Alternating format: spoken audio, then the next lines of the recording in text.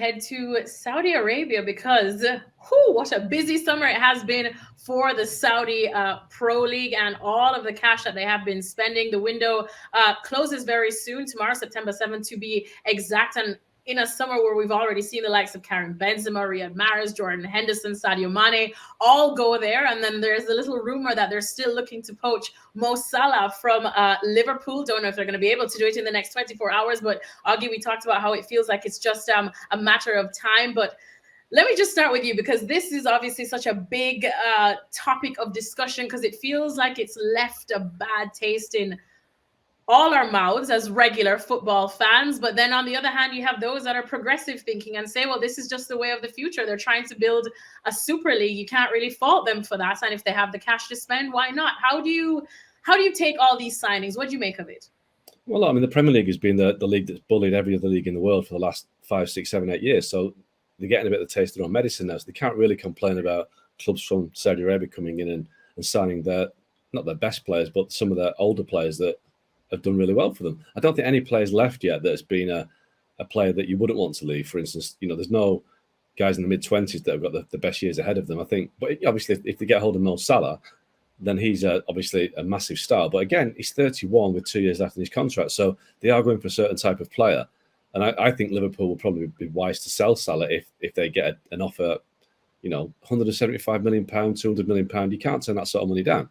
But a lot of clubs will have welcomed the Saudi Arabian money, to be honest. That they might be complaining in public, but a lot of clubs have had real problems solved. Chelsea, for instance, they've got a lot of their books by going to Saudi Arabia. They've done deals that would never have dreamt of doing prior to Saudi Arabia money coming in. Man City have got a decent figure for Mahrez, a guy in his 30s. Even Man United have cashed in by letting Alex Telles go. So this summer, at least, I think a lot of Premier Leagues have done well out of it. But they're now getting to be a little bit twitchy because they're threatening to sign their best players like Mo Salah. And I think if that happens, then, well, it's the way of the game, isn't it? Economics always talk loudest in football, and the money is where the players go. So I do think they've left it late to get Mo Salah, but until that window closes at 10 o'clock UK time tomorrow, I wouldn't rule anything out. Craig, what do you make of it, I suppose, from the players' perspective? Because it seems like a lot of the blame goes to them, people calling them money hungry when they obviously don't need this money. Jordan Henderson most recently has had to come out and kind of defend himself and said that his move wasn't motivated by money, even though they are throwing out numbers that it's hard for anybody to say no to. Does it leave a bad taste in your mouth, or what do you take of it? No, not really. I don't begrudge anybody. I mean,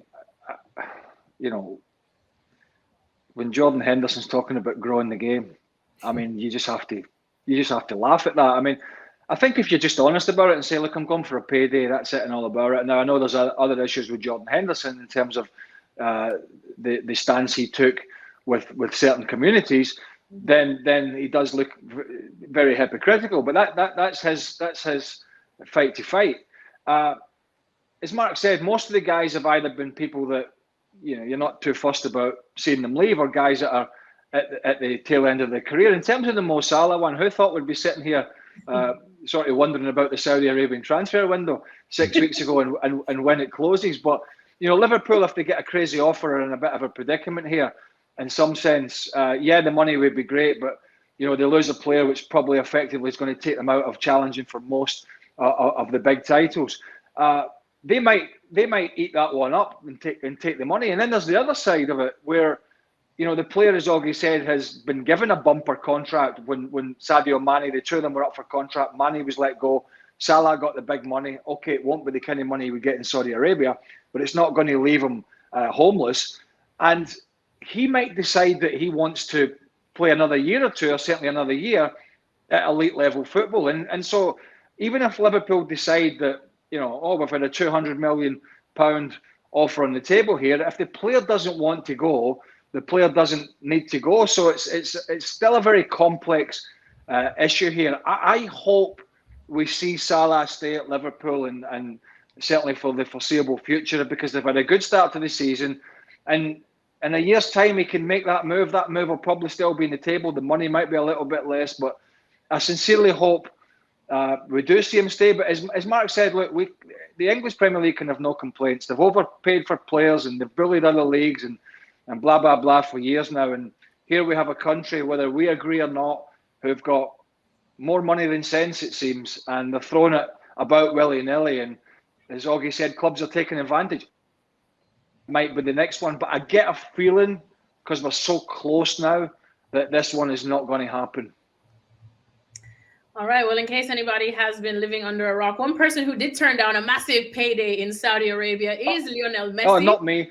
Craig would not be turning that down. I don't know if any of us are in a position to turn that down. Thank you very much for watching ESPN FC on YouTube. For more highlights, analysis, and exclusive content, be sure to subscribe.